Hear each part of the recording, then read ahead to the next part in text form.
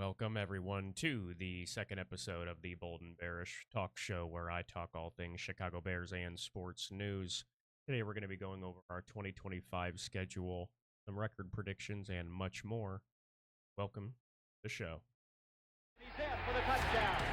3 yards in the first down. 25 to the 20. Great run by Chad. The sideline inside the... And to kick things off here, we're going to go ahead and get started right into some Bears weekly news that just came up a few days ago. And here we are to recap some things that have happened this week. Starting a couple of days ago, it was announced by the Chicago Bears front staff, Ryan Poles has now been extended until 2029. Now, it was a 3-year extension, and I don't believe the details of his contract have yet been disclosed. I don't think they're going to be. It was one of those, just one of the personal contract kind of things here.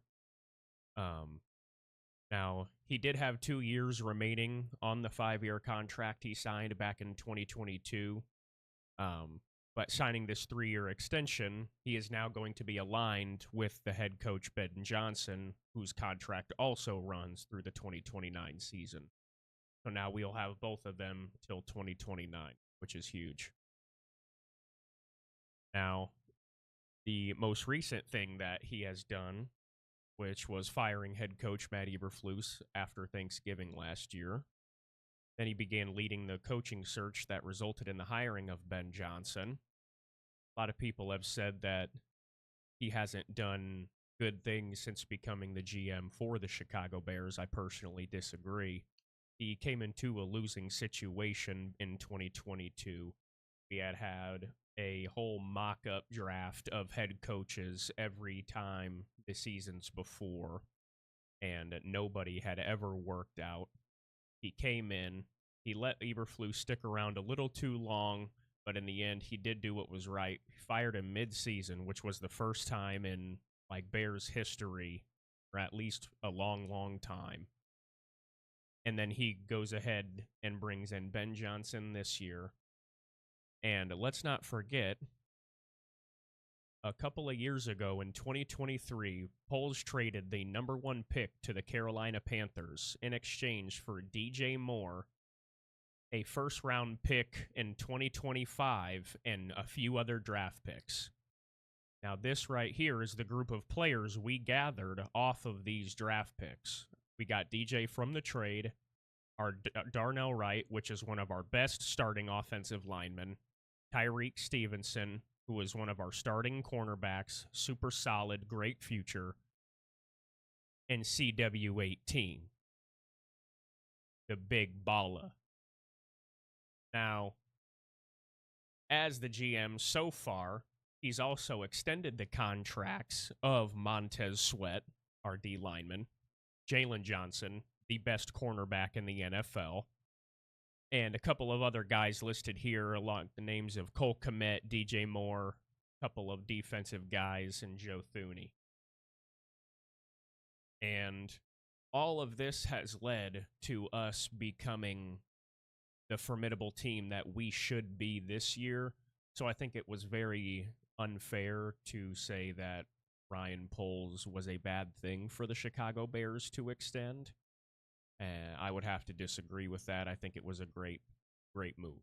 Next up in the Bears news, we're going to move over to training camp. Looks like we have a couple of things coming out this week about, looks like the receivers and some defensive guys. Now, the news coming out of training camp so far. Running back DeAndre Swift has been shown off to the side, putting in extra work solo ahead of training camp. I remember during the offseason, everybody was speculating that the Bears were going to move up in the draft and get Ashton Genty before the Raiders could. And then the Raiders went ahead and took him after all, and everybody was like, oh, man, we really needed Genty. I don't really think we needed Genty. It would have been fun to have him. But DeAndre Swift, despite our pitiful offensive line last year, had over 1,400 all-purpose yards. a little over 1,000 yards rushing and a couple hundred receiving. So he, despite our terrible O-line, showed flashes of greatness last year without proper protection. I think we have him behind our offensive line this year with our new and improved pickups. I think he's going to show why he did in Chicago. Now, this Colston Loveland kid, we drafted him out of Michigan. Go Wolves. He's a rookie tight end. Says to have some shoulder soreness in practices right now. Nothing major, nothing that they have to actually do any actual tests on or anything. He's just got some soreness. So hopefully he picks it up and he's good to go here. Preseason starts rather. News coming in that the wide receivers are gaining confidence day by day with Caleb Williams, which is good. You got to have the chemistry going. We have a new receiver in Luther Burden. And as long as he and Roma Dunze are connecting well with Caleb Williams, everything else will just kind of fall into place. We still have Cole Met. We got Colson Loveland right here. It's not going to be a big deal as far as who to throw to. Sure, these guys are healthy, ready for the season to get going. And obviously, we still have the veteran DJ Moore. Word comes out that the defensive line is being praised on their efforts. Some names that they specified was Jervon Dexter, Andrew Billings, and Zach Pickens, obviously all on the line. Jervon Dexter showed great, presence on the line last year. Billings and Pickens, they kind of had their good games, but mostly they've, were focused on trying to work on things, being praised on things. So seeing that these guys' names are on this list now are very, very nice. I like when they put out these little excerpts from practices, training camps, just to kind of keep us all updated on what's going on before we can actually see them play on TV. So with that being said, let's go ahead and get into the next portion, which will be talking about our schedule. Moving on to our actual schedule for the 2025 season here. Now, during the offseason, here's what we know and here's what has been said. The Chicago Bears are projected to have one of the most difficult schedules in the 2025 season. A couple of reasons being, the Bears' opponents' combined win percentage from last year ranks as the second hardest in the NFL. However, with all the moves that we have made, we should be able to actually make some real pushes towards the postseason, even with this tough schedule, which we are about to get into right now. So, with this 2025 schedule, we have quite the lineup of away games ahead of us. I'll go ahead and throw the teams up on the screen here.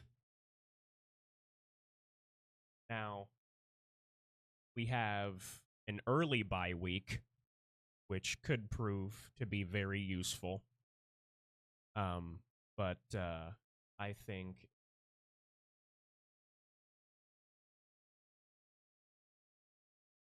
what I believe our win-loss will look like this year as far as this schedule goes.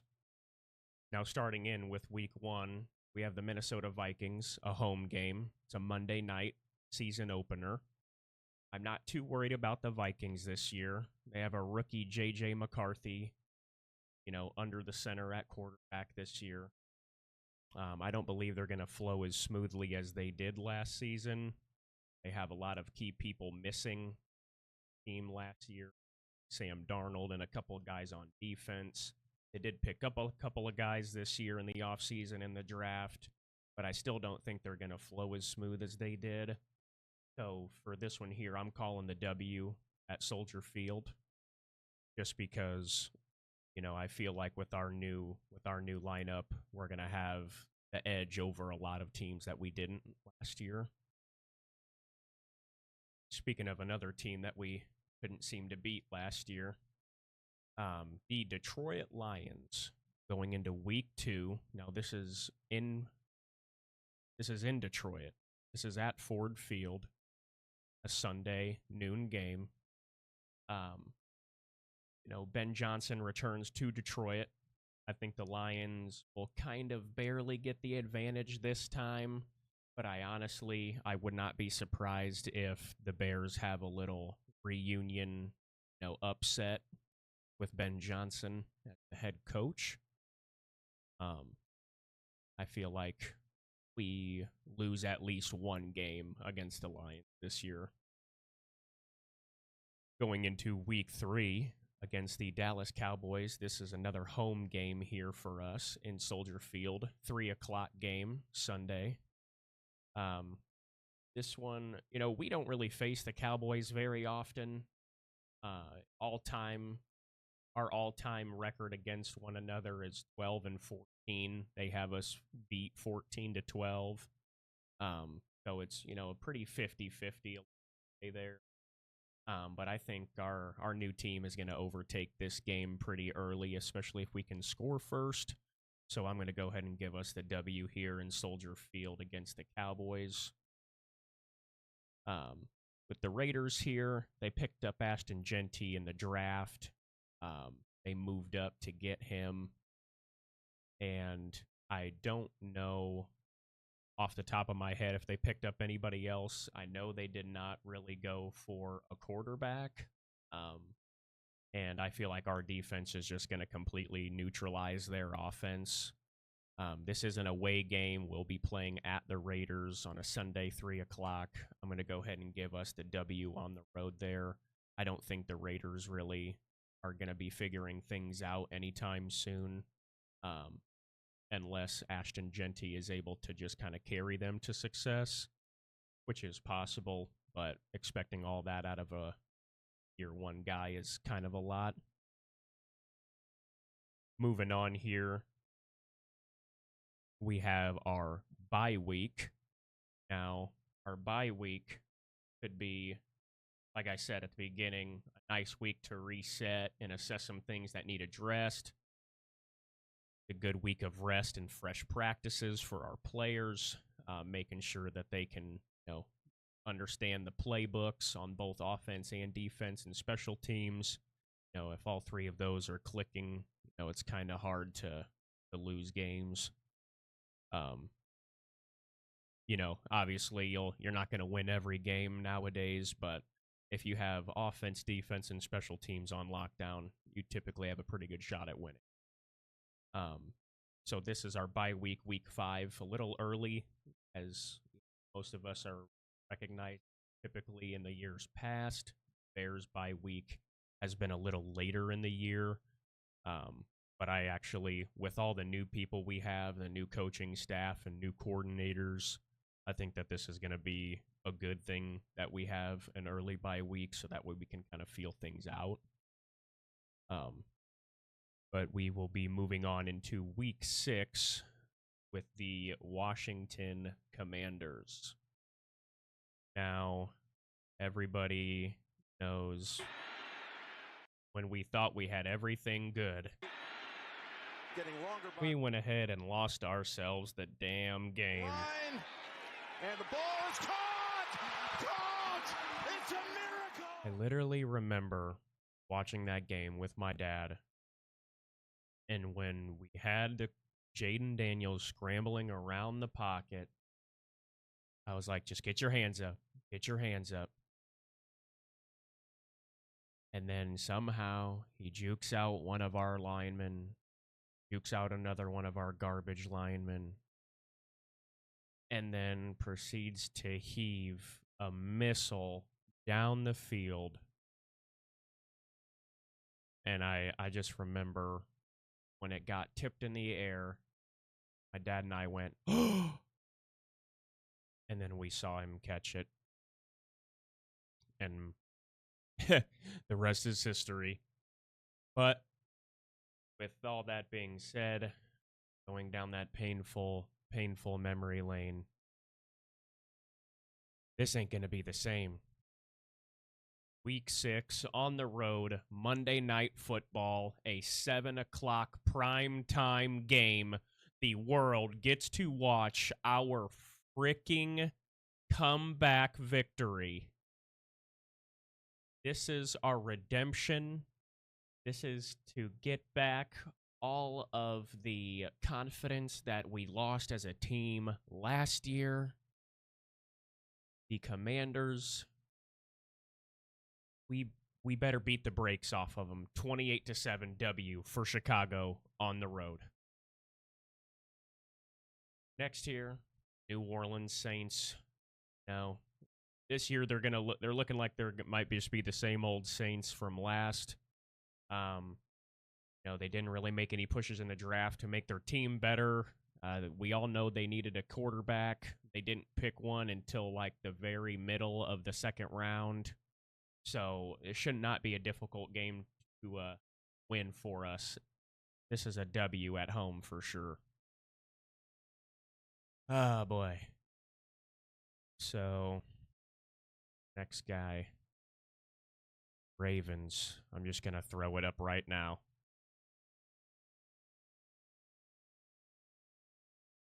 The Ravens, we all know that the Ravens are a great team. They have great game flow and clock control.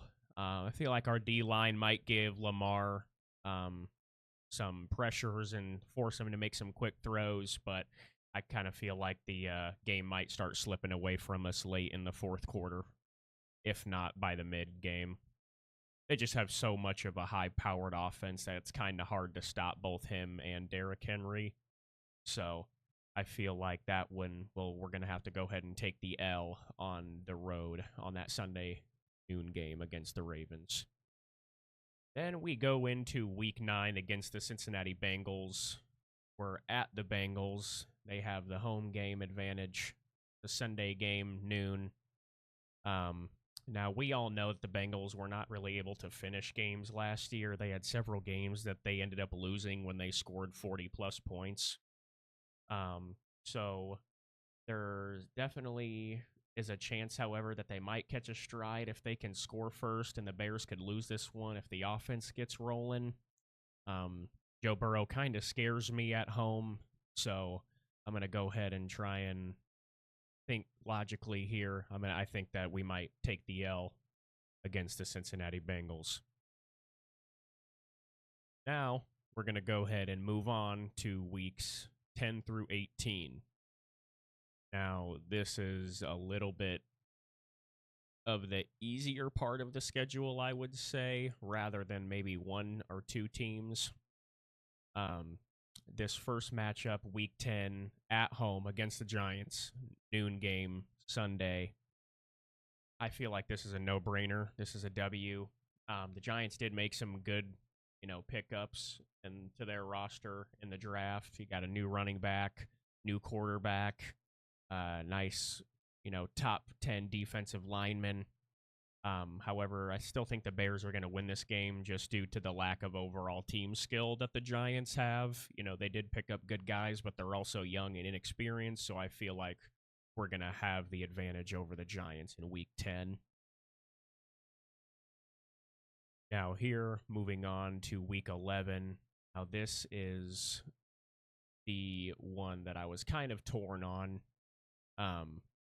Earlier I said that, I feel like we take the Vikings at home. When the Vikings play at home, they do play much better than they do on the road. I'm going to play it safe on this one just because division rival games can go either way. I'll give the Vikings their W on this one at home. I think the Bears might take the L on that one.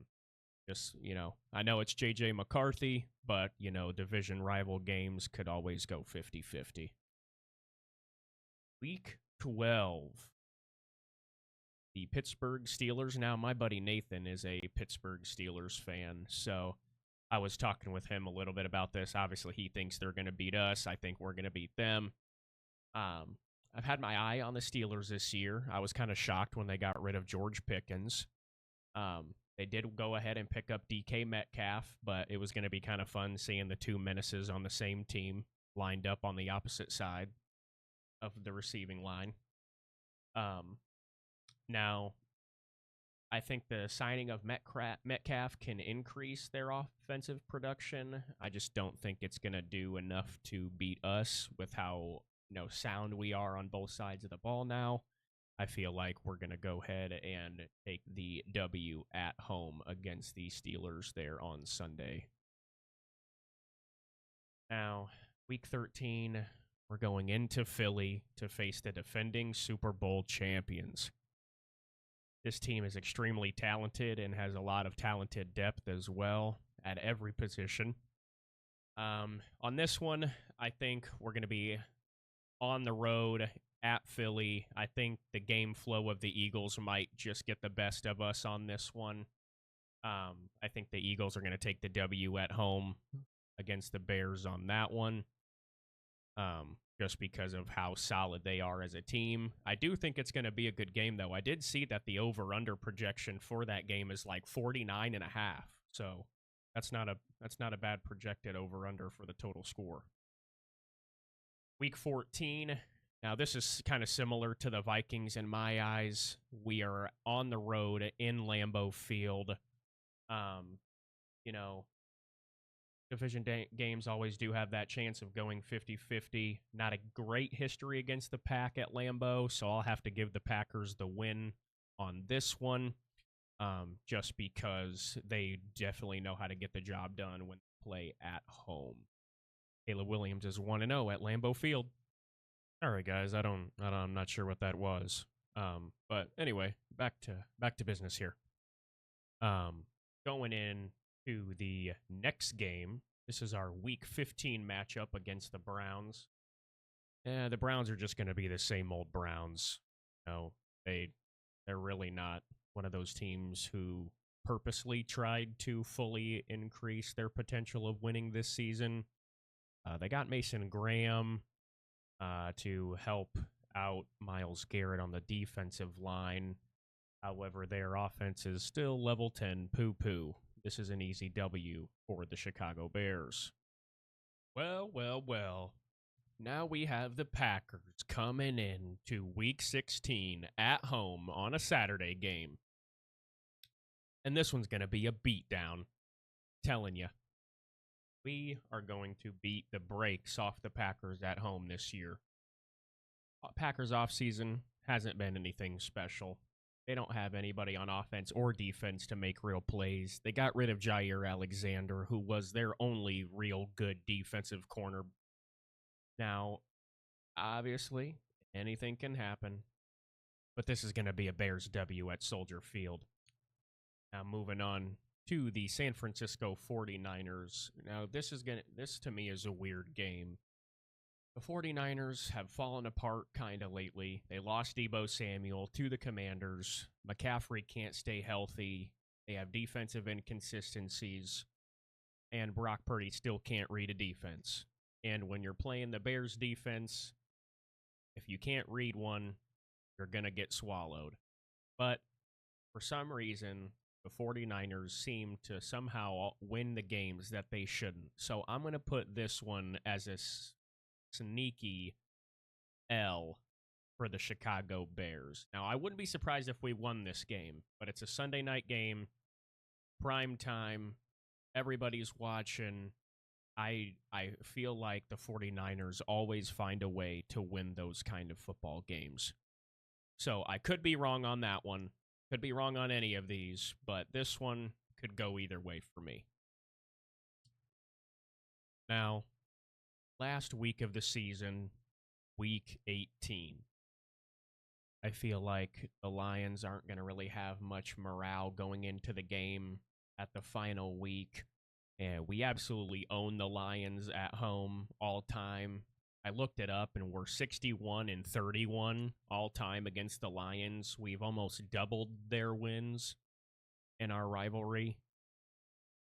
The Lions might be lost offensively without Ben Johnson as well. I'm not sure off the top of my head who they have calling plays for them, but I guarantee you it's not going to look the same. It's not going to flow the same. They're not going to be putting up points as easily as they were Obviously, they still have tons of offensive playmakers, but I feel like Ben Johnson gets one revenge W this year. All right, so with all of that said and done, after going through each individual game, giving my thoughts and opinions on it, and giving my thought whether it will be a win or a loss, after 18 weeks, with my predictions, we are looking at a full record of 10 wins and 7 losses.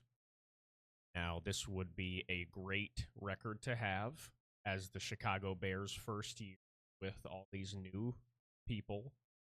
Now, when they go into the season, obviously, all of this stuff is up to subjection. Injuries, stuff might not be clicking.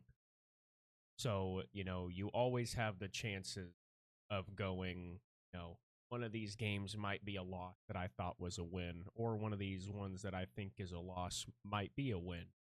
So, I feel like we're going to fall around this range right here, between 9-8 and 11-6. I don't see us getting any less than 9 wins, but I don't really see us getting any more than 11 on the high end, simply because of just the competition of the schedule that we have to face. Alrighty, well, that about wraps it up for today's episode. Went through some Bears weekly news, went through our schedule, went through my predictions on what I think our schedule is going to look like this year. If you think it's going to look like something different, drop it down in the comments. But until next time, next one's coming soon. Bear down. The sideline inside the